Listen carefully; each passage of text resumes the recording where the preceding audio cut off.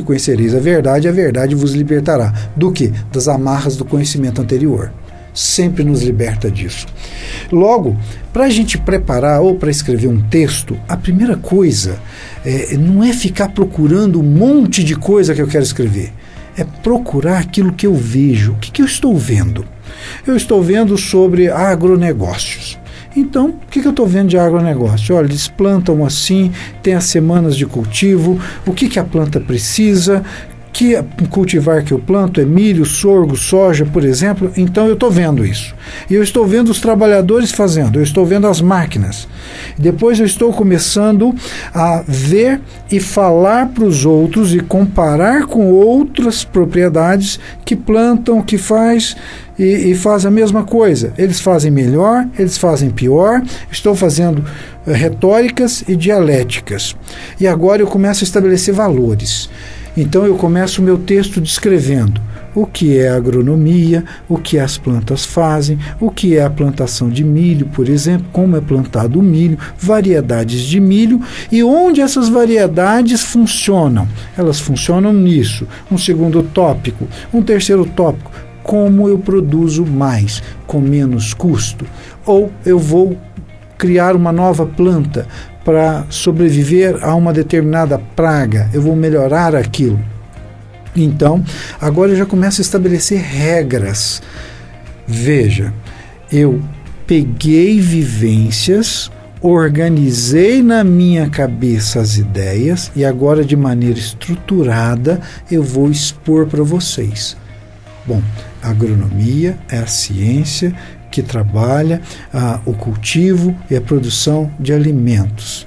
Por exemplo, a produção de milho, sorgo e soja se dá com essas variedades por conta da nossa região, ponto. Terceiro, quarto item a ser falado. Agora eu vou optar por uma ou outra à mercê da produtividade e do resultado econômico que eu quero. Portanto, a planta precisa exclusivamente de luz solar e água. Posso produzir o que e como? Onde? Por exemplo, estendendo mais o raciocínio, eu posso produzir café na Bahia, eu posso produzir café no semiárido, posso produzir café em várias regiões. Qual é o problema do café? Ele só vai produzir numa época em que todas as regiões que têm climas bons vão produzir também. Logo, a lei de oferta e demanda fará com que o preço caia e eu terei um lucro muito baixo.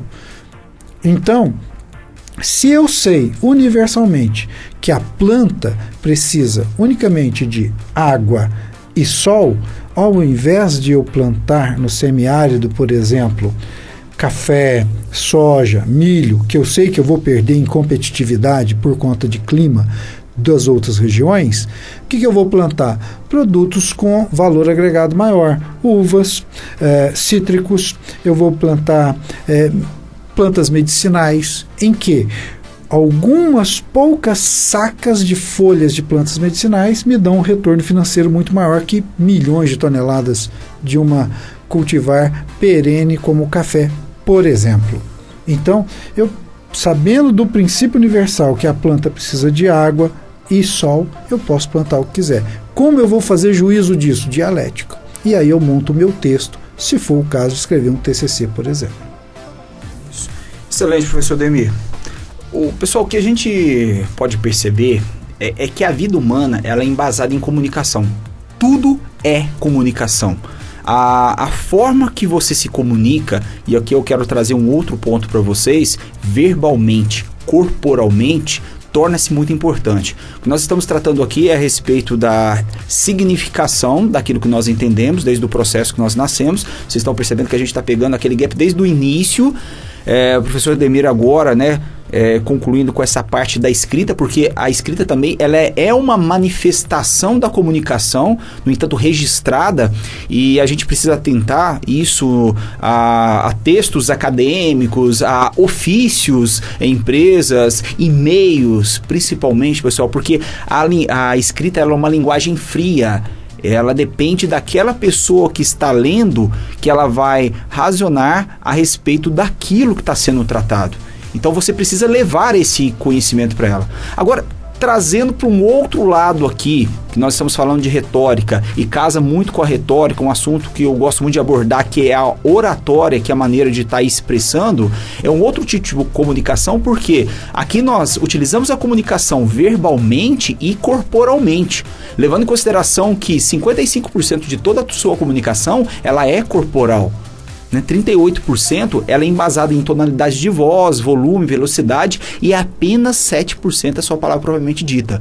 Então, quando a gente trabalha a comunicação que gera o relacionamento interpessoal e, ao mesmo tempo, a manifestação da comunicação para um público como um todo, precisamos nos atentar a todos esses subsídios que são tonalidade, o volume da nossa voz, como nós pronunciamos, onde gera essa dicção, mas principalmente como meu corpo responde, como eu estou posicionado, o que eu estou vestindo, o que eu estou falando, se eu estou tendo gestos, gesticulações. Então, torna-se todo um conjunto importante para você transferir um conhecimento. Isso se dá, eu tenho certeza que muitos de vocês já devem ter assistido alguma palestra que, vamos dizer, em termos de conteúdo, era abrangente.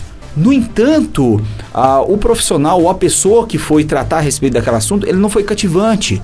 Isso influencia na transmissão muito, porque as pessoas não criam uma empatia. De onde as pessoas criam empatia? A voz, ela torna-se como uma música, ela gera musicalidade. Aquilo que é falado precisa gerar sentido. Isso é que nós utilizamos no meio acadêmico, chamado de didática. É a forma de você transferir um conhecimento para que a outra pessoa esteja cativada a aderir àquele conhecimento e aquele conhecimento faça sentido para ela, logo faça ela pensar, faça ela se comportar, faça ela agir, e ao mesmo tempo é onde a gente fala de ensino-aprendizagem. Não basta apenas ensinar, precisa ter aquele feedback gerado por uma aprendizagem. Mas aonde que a gente pega basicamente essa aprendizagem? É quando as minhas palavras fazem sentido. Porque assim, quanto eu sei, mas o quanto, como eu vou passar do quanto eu sei, entra em métodos que você vai lançar mão, que compõem todo esse contexto da oratória para que você possa se lançar.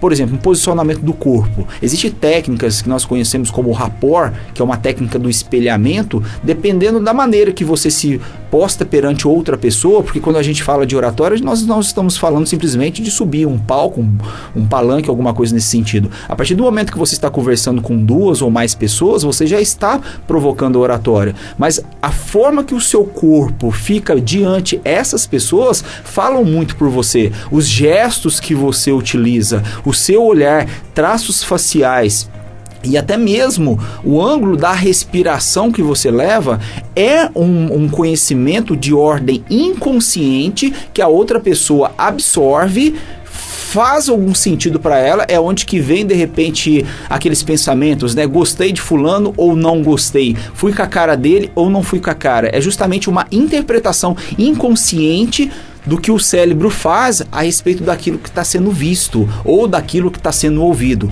Então, as nossas palavras, elas representam 7%. Então não é só falar por falar. Falar é o mínimo, a gente vê que representa menos de 10%, mas o como você fala, o como você transmite, as técnicas que você utiliza para transformação. Ah, mas isso aí é importante? É muito importante.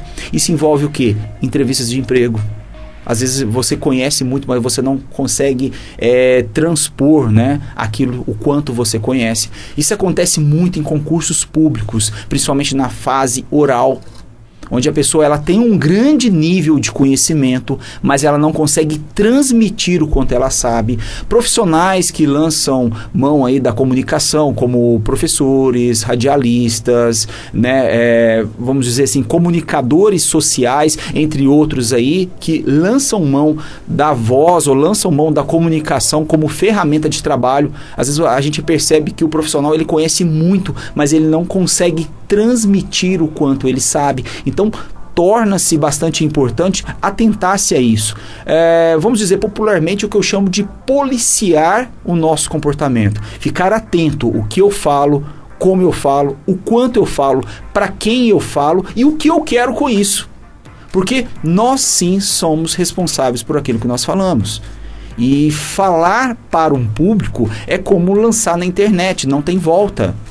Não tem como. Dizem que a cada palavra maldita, ou seja, dizer mal aquela palavra, seria necessário pelo menos 5 palavras positivas para tentar justificar aquilo que foi dito. Mas nem sempre aquilo seria bem interpretado. Então existe um desgaste muito grande. A comunicação, ela influencia em tudo. E outra coisa que eu quero tratar com vocês, como a comunicação influencia, é que 90% dos problemas que ocasionam hoje nas organizações lidam por falhas na comunicação. Ou seja, aquilo que foi dito, se a gente for pegar a regrinha da comunicação, que é emissor, receptor, que você utiliza de uma mensagem, canal, código, para que você tenha um feedback. O que é isso? Eu estou sendo, neste momento, o emissor, para você que está me ouvindo, receptor. Mas qual é a mensagem que eu vou utilizar? Ou seja, o que eu quero levar para vocês? Eu lanço mão de qual canal? Nesse momento eu estou utilizando o meu canal verbal. Mas e o código que eu utilizo? Ou seja, a minha linguagem, o meu idioma, entre outros caracteres aí que vai formando aquilo. Isso vai ser responsável pelo feedback que você vai me dar, pelo retorno que você vai me dar, que se vai existir um entendimento ou não daquilo que foi dito.